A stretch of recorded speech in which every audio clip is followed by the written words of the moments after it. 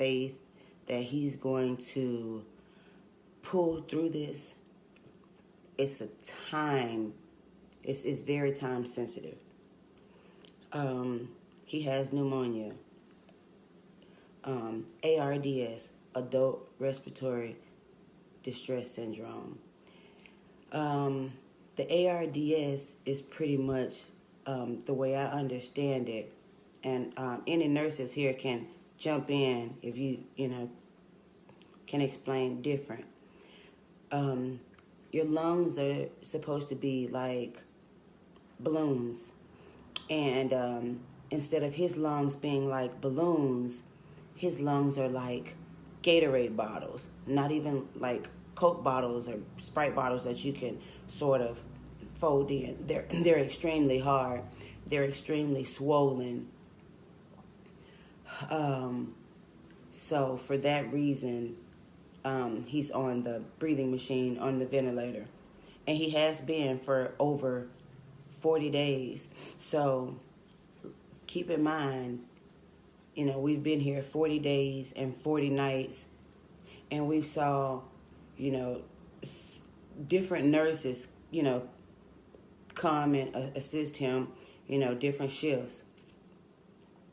And until the ARDS sort of, heals, if you will, it's almost like having a broke bone, like no antibiotics, no medicine, no ointment, anything you put on it is going to work. The only thing that's going to fix that is going to be time, and healing and letting his lungs get the strength they need for him to breathe on his own.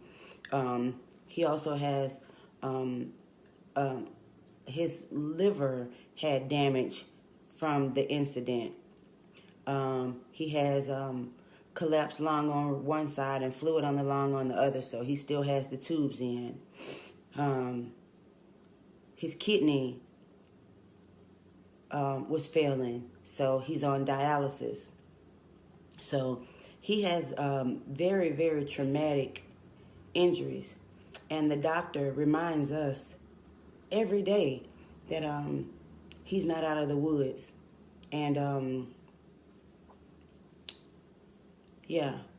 they remind us often, but we know that they don't have the last say. It's not their call.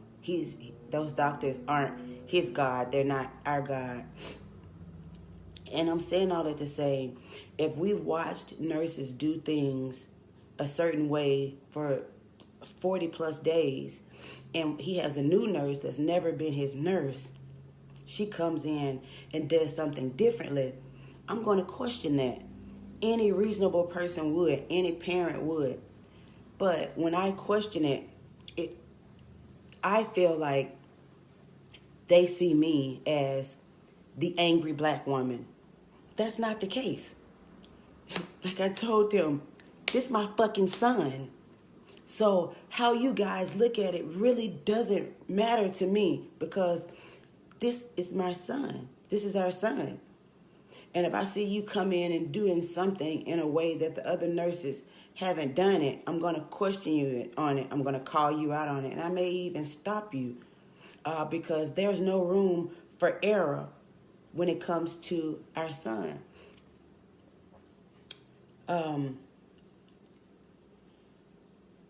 It's still extremely hard to deal with it daily.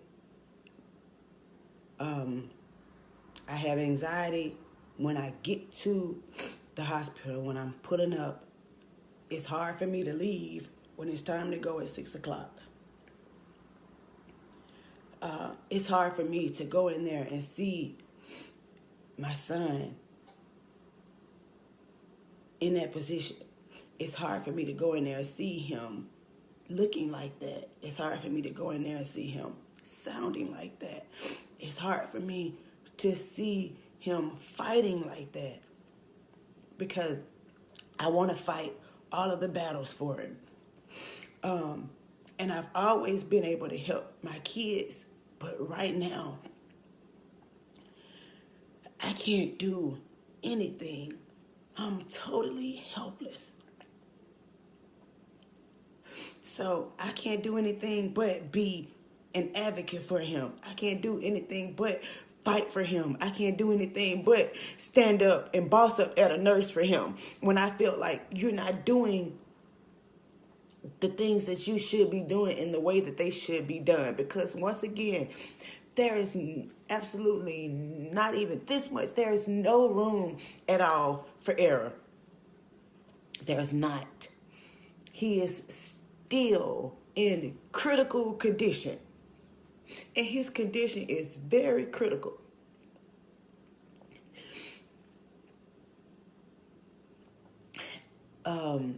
So, guys, keep praying, keep calling, keep texting.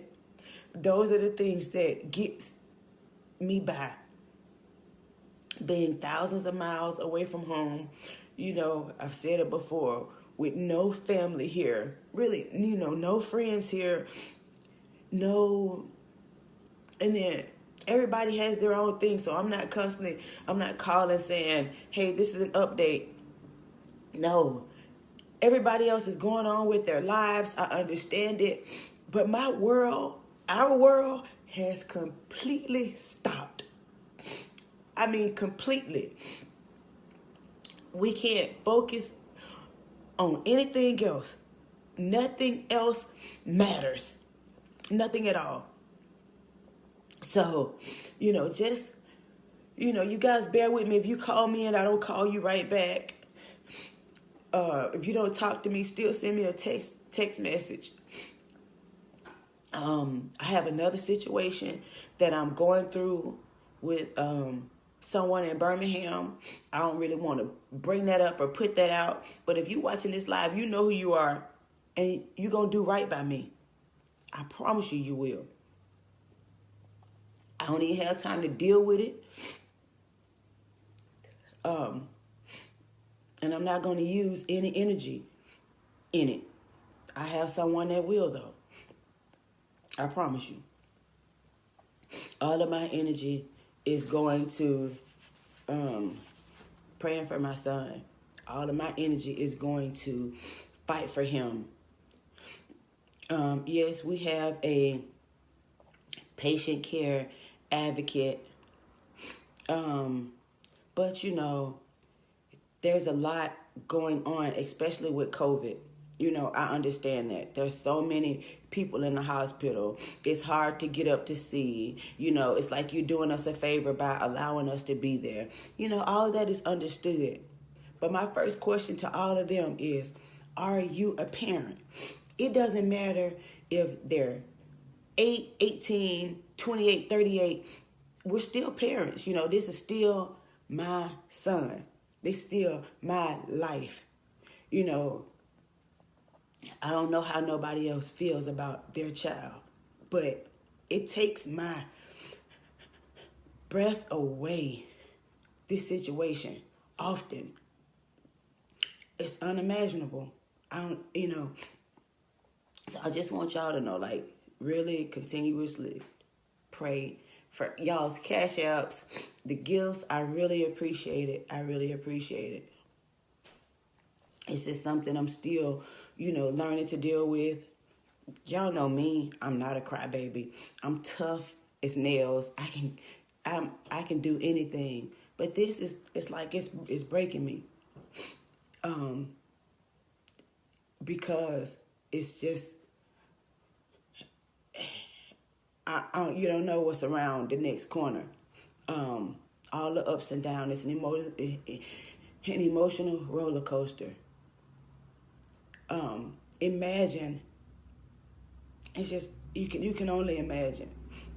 I've never, imagine crying for 40 days straight. Even when you don't want to cry, you cry. Because I continuously see, his friends, his roommates. I see his pictures, his videos. And I'm so glad, God has him here. And, he slowed him down and not stopped him. But it's still unimaginable pain.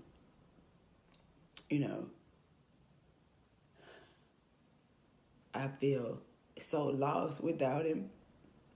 I miss, talking to him every day. And then when I go in there to talk to him, just seeing him like that, it's so heartbreaking. Seeing him, disfigured like that, it's so heartbreaking.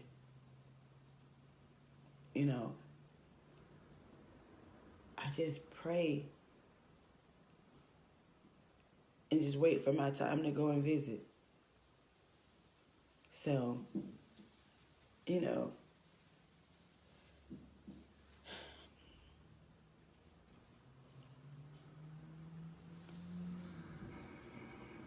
don't know.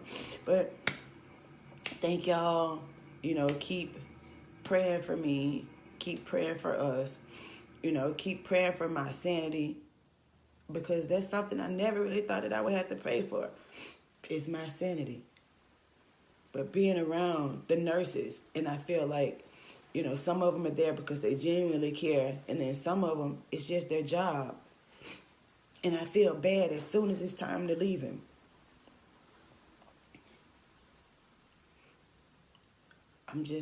I'm lost.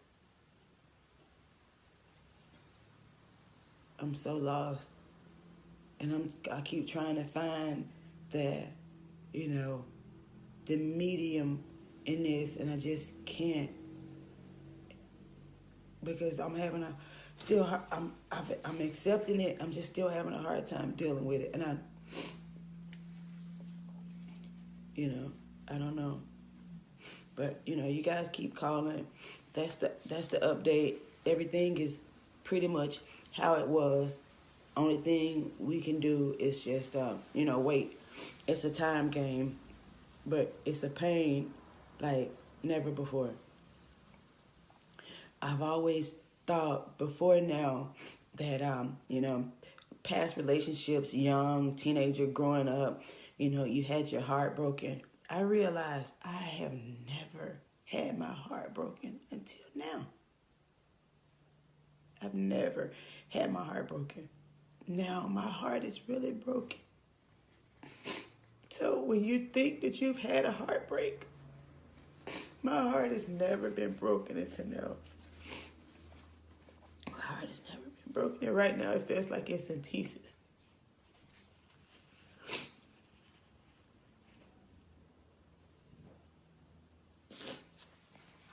Real heartbreak. So, all right. That's my update. Keep praying for him. He's fighting like hell.